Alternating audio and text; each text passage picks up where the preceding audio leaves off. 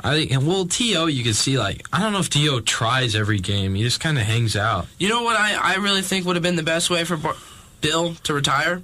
Is if he just walked up to T.O. and socked him in the face as hard as he could, because the guy is a jerk. Imagine how many headaches Parcells had at night because of T.O. I personally think T.O. wins Jerk of the Year because, I mean, the guy tears apart his teams. I mean, like, I personally think Jeff Garcia signed with the Eagles just so he could talk to Donovan McNabb about how much he hates T.O. I don't know. T.O., I really thought T.O. was going to leave this year before Parcells did. Yeah, it's kind of disappointing. What do you think? Do you think he'll be back next year? Because there's rumors about how he won't even be back next year. I hope he's not back next year. Like Romo, I don't think Romo likes dealing with him. I knew Bledsoe didn't like dealing with him. Yeah, but I mean, like, Romo's pretty confident guy. I mean, like, you could go as far to say he's cocky, but, you know, I think he probably gets along with T.O. kind of well, but I just don't see him. You know, he just can't be a team guy. It's impossible for him to be team-oriented. The only I can think of a lot of teams that could use him, like San Diego, who doesn't have a wide receiver. You know what I mean? Like, San Diego could use him. The Cleveland Browns could use him. I mean, like, you could throw out any team in the NFL who needs them. But I think at this point, he's looking for a team that will win a Super Bowl, and so he's looking for a good team.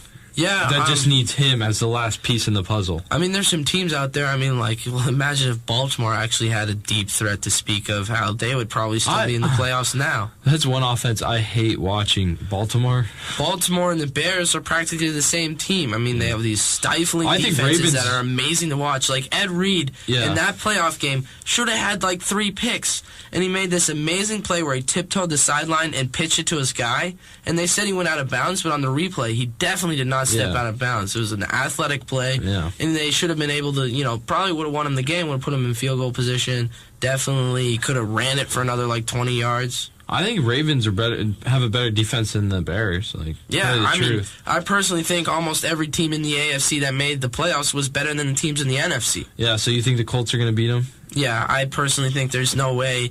I mean, the Colts are just playing so much competition lately. I mean, they got over the Patriots hump. I just think they're a team of destiny. Peyton Manning finally had a good game. Yeah. He throws too good of a deep bomb the entire game. I mean, they've got a young safety back there. I just think, like, you know, if there's some injury to that safety and you go to your third-string safety, like what happened to us in the Super Bowl when Marquand Manuel got hurt, I mean, it's over. And not just that, I think it's over in the first place. Well, I think Peyton Manning finally shut up his critics when he ripped apart the Patriots' 3-4 defense. Oh, yeah. I mean, the people who are all like, the 3-4 defense is unstoppable for Peyton Manning. He can't stop it. Well, it sure looked like he stopped it against the Patriots. I think Peyton Manning does well against cover 2 also, because every time I remember him playing Tampa Bay, like, I'm sure I remember him having great stats, like. Yeah, I mean, the guy doesn't really pour out bad stats. I mean, in his games where he's bad, he's still doing things good. Like, he's changing plays like 75% of the time to something that works. Yeah. All right, let's take a break real quick. Does that sound good?